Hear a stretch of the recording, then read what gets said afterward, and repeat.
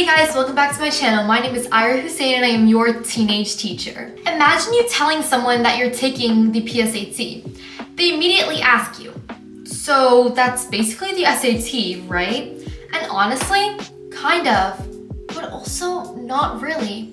The PSAT and SAT are like siblings. They look similar, they sound similar, and they're definitely related. But one of them is mostly practice, while the other one can play a major role in college admissions.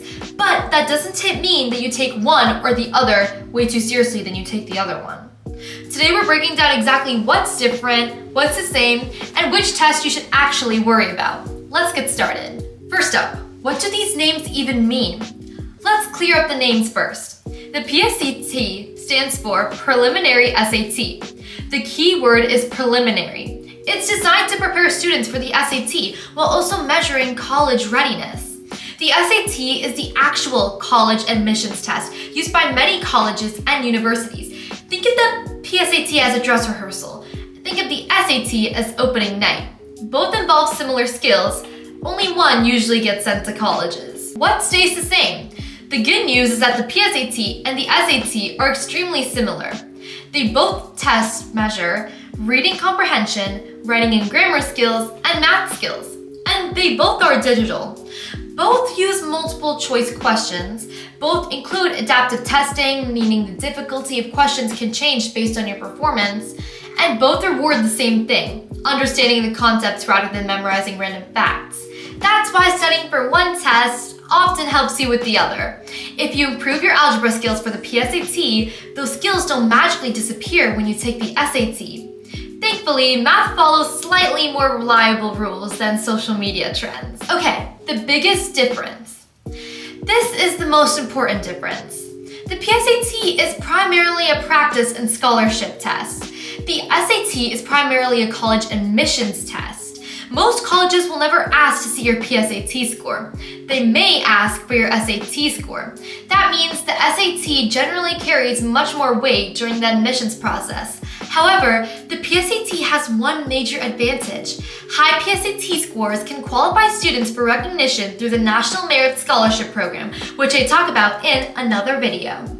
For some students, that can lead to scholarships and other opportunities. So while colleges usually don't look at your PSAT score directly, it can still be extremely valuable. If you want to see a video where I talk about it in depth, then click in the comments down below and you'll see the link to that video. Or just click on my channel and scroll for it. You'll find it. Okay, here are the scoring differences. The scoring scales are very different. The PSAT is scored on a scale of 320 to 1520. The SAT is scored on a scale of 400 to 1600. Notice something? The SAT has a slightly higher maximum score. That's because it includes a few more difficult questions designed to separate the highest performing students. A great PSAT score usually predicts a strong SAT score, but the numbers aren't exactly interchangeable. For example, a 1400 on the PSAT doesn't automatically become a 1400 on the SAT. They're related, but they're not identical. Kind of like how a practice game doesn't automatically become the championship. Okay, which test is harder? This one is one of the most common questions students ask. The answer is the SAT. It's generally a little harder. Not dramatically harder, not suddenly impossible harder, but just a bit more challenging. The SAT includes some questions that go slightly deeper into advanced concepts. That's why the score range extends higher. If you prepared well for the SAT, then you'll recognize that most of the material on the SAT is very similar to on the PSAT. The biggest challenge is usually adjusting to the slightly harder difficulty level. Okay, should you even study for the PSAT? Absolutely. Some students skip preparation because they think it's only the PSAT, but preparing for the PSAT often offers several benefits. You can build test-taking skills, identify weak areas, gain experience with digital format, improve your chances of scholarship recognition, and make future SAT prep much easier. Even a few weeks of preparation can make noticeable difference. And every mistake you make on the PSAT is one less mistake you'll make on the SAT. You have to think of it this way.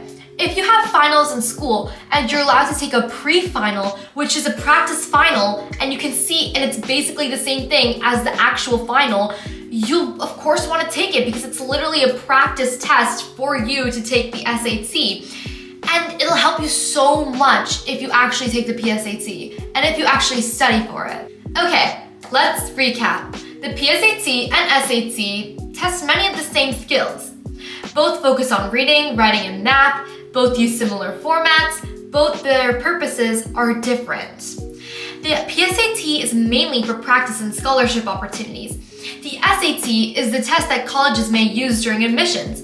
If you're taking the PSAT, treat it as an opportunity. Learn from it. Prepare from it. Use it to build confidence. Because the SAT day finally arrives, you'll already know what to expect. And that's one of the biggest advantages any student can have. Thanks for watching and good luck on your PSAT and SAT journey. You've got this. Bye guys.